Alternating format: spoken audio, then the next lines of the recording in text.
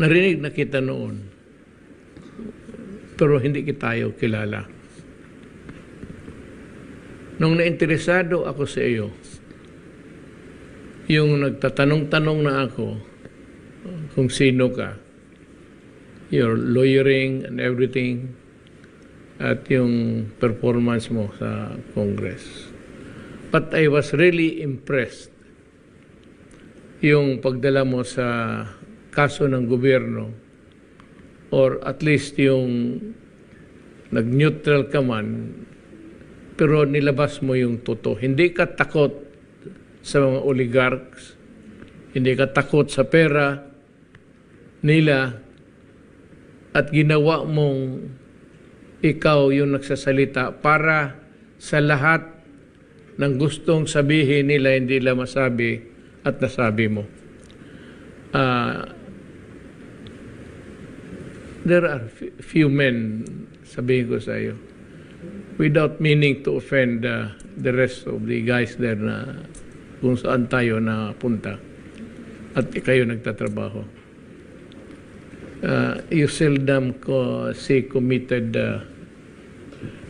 persons talaga sa trabaho nila. And I was said very much impressed by your behavior, performance, yung sinabi mo sa lahat. Pinalabas mo ang lahat kung ano ang mali ng gobyerno dito sa ABS-CBN na sa matagal na panahon, I said, government, and even ako, na walang, ako, pinaputok ko lang yung mga mali nila, but nobody carried the name of the Republic of the Philippines parang doon sa Kongreso. Ikaw yun.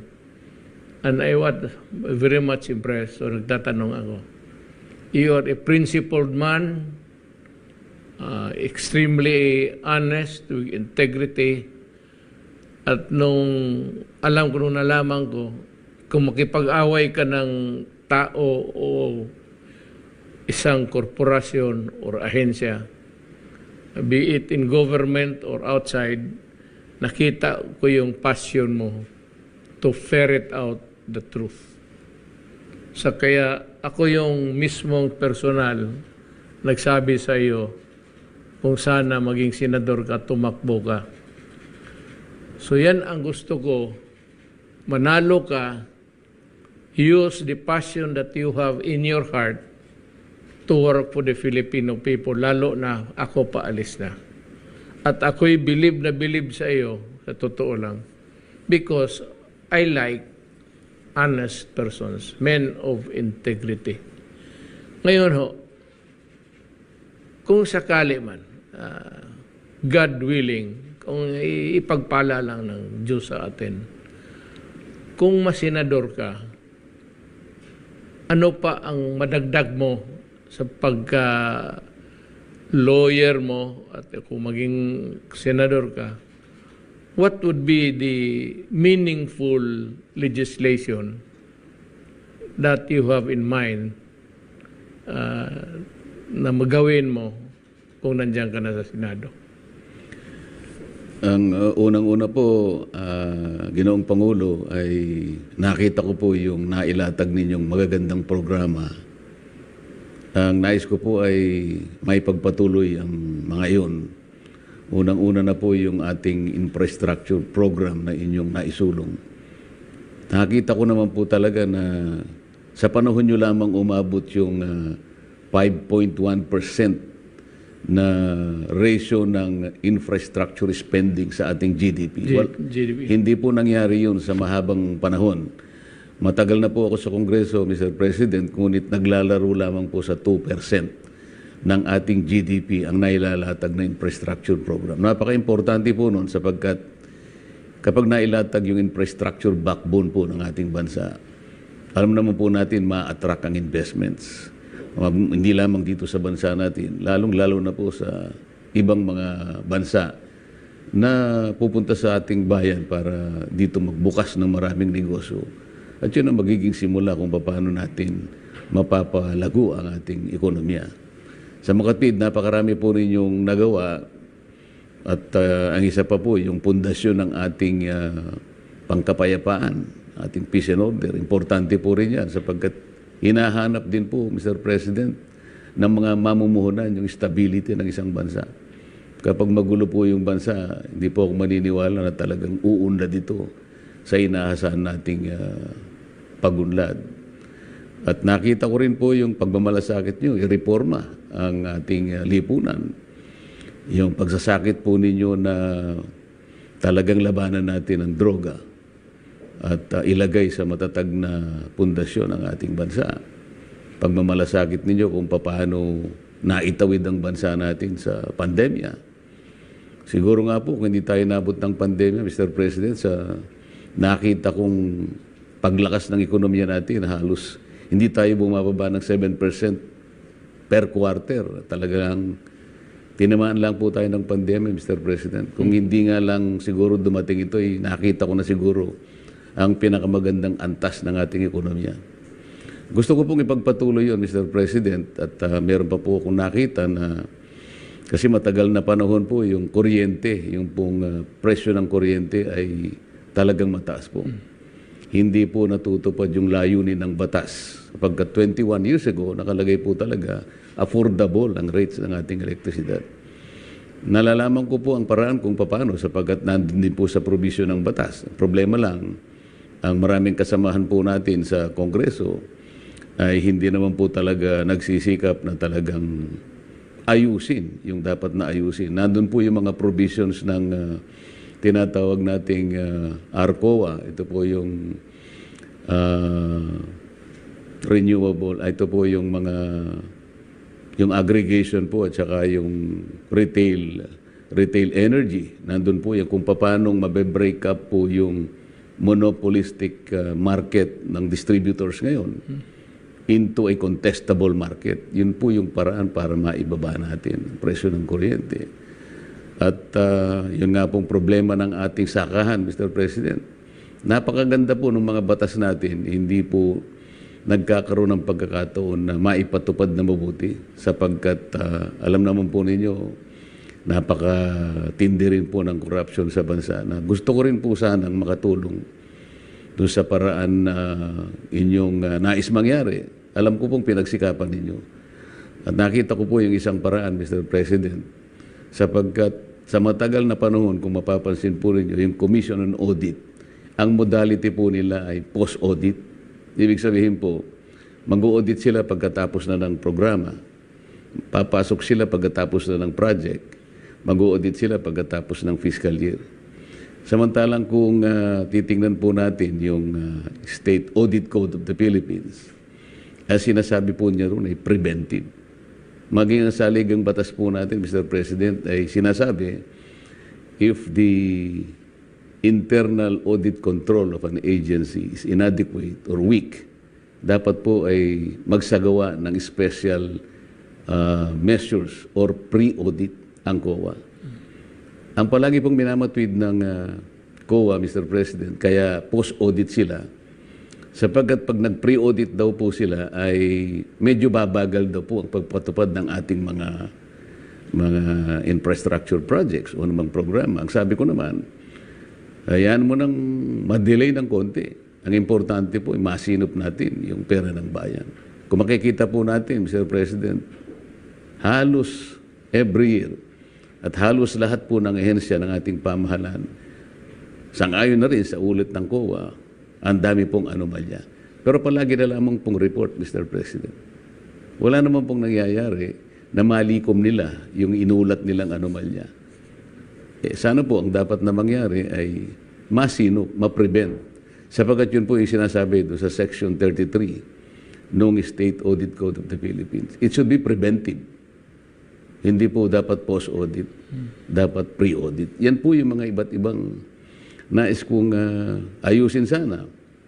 Ang Department of Education, Mr. President, maaring sa ngayon ay alam na rin po ninyo sapagkat meron po tayong isang batas na nagawa natin 25 years ago. Sinasabi po doon ng DepEd, hindi na siyang dapat gumawa ng libro. ang dapat na gumawa ng libro, mga private sector publishers, in order for us to develop a national book development industry para makapag-export tayo. Ito po yung batas, Republic Act 8047, kung hindi po ako nagkakamali. Pero hanggang ngayon, Mr. President, 25 years na po ang batas na yan. Pero hanggang ngayon, ayaw pa rin iwanan ng DepEd yung paggawa ng libro. Sa makatwid, sila po is in continuing contravention of the law itself. Kaya po hindi maayos-ayos sapagkat sila mismo nilalabag nila yung batas.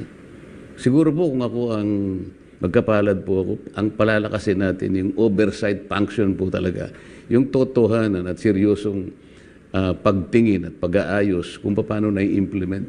Marami po tayong magandang batas, Mr. President, hindi lamang po talaga na ipatutupad ng maayos sapagkat kulang po tayo doon sa mga taong dedicated enough to look into these areas, Mr. President.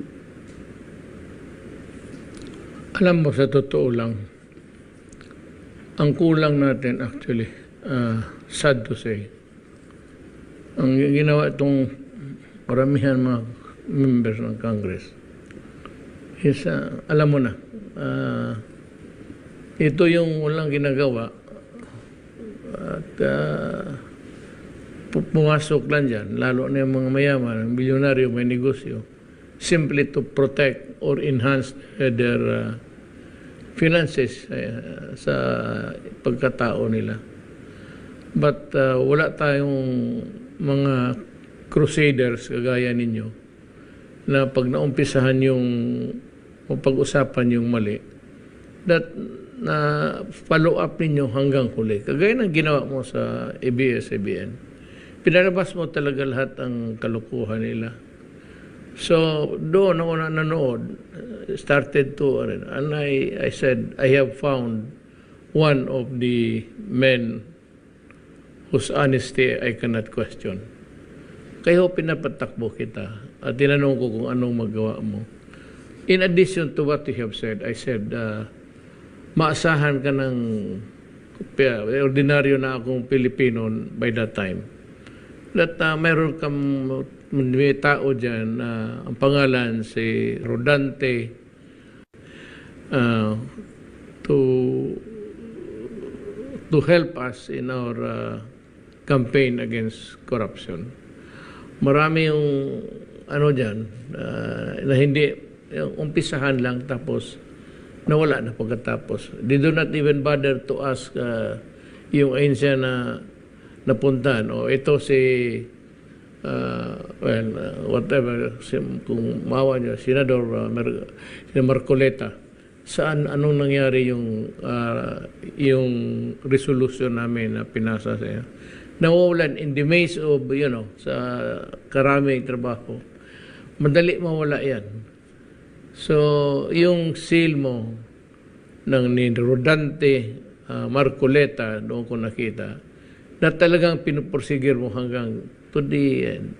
And that is why, ang CBN, na-discover natin maraming mali at pwede talagang mahabol sila. And even sa back taxes and the falsification doon sa sinabi mo yung lupa na 4 hectares lang ba yan? It was made to appear when all in all it was 400 square meters or something. Yun.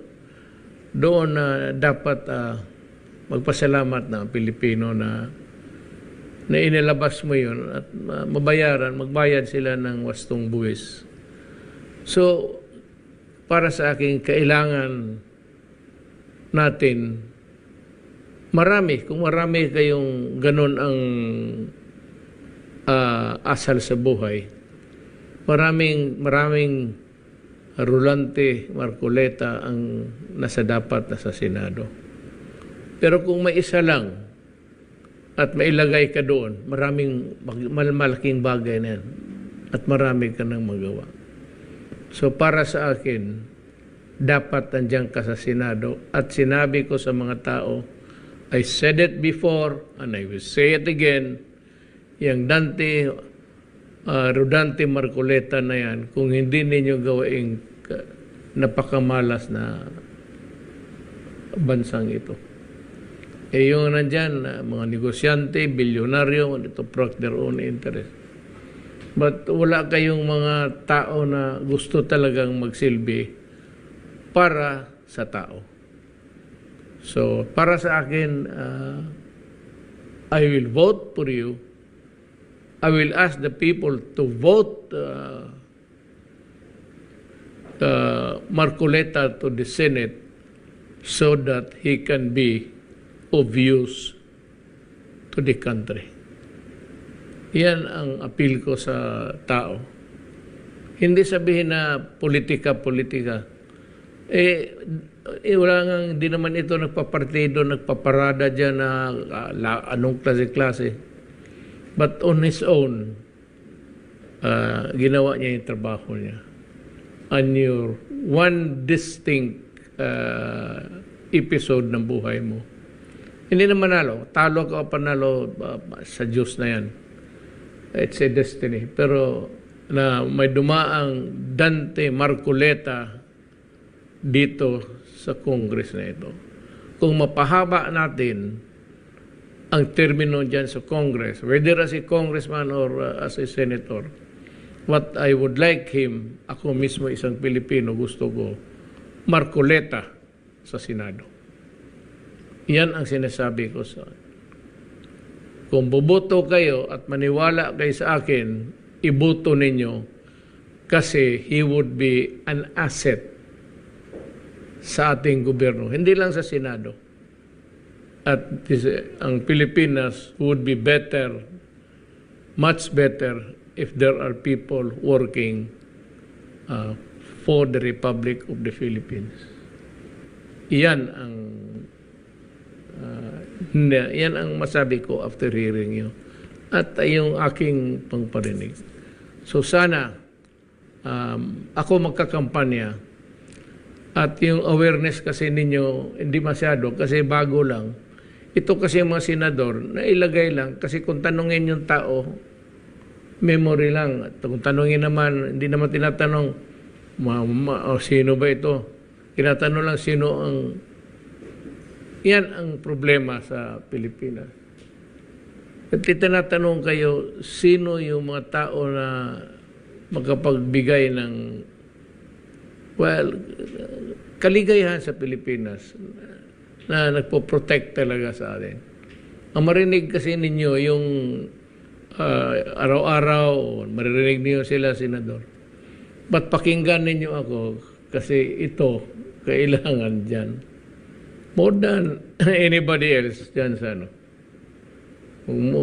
Kalimutan mo na yung iba, wala naman talagang ginawa yan. Gusto ko nga sabihin, meron ba, pero ayaw ko kasi ayaw kong masira na baka inaangat kita sa parang senador using or at the expense of others. Hindi ako mag-ibang ng ibang kandidato. Ikaw lang mismo. Ang trabaho ko ngayon, hindi mag-atake ng mga anong mali ng kalaban. Wala akong, itong panahon ko ito para sa iyo lang. Vote for Marcoleta. The first name is Rodante. Baski Rodante siguro, okay na yan. Pero Marcoleta, wala lang kayong ibig sabihin, Marcoleta. Marcoleta para sa bayan. Thank you, Mr. President. Salamat po.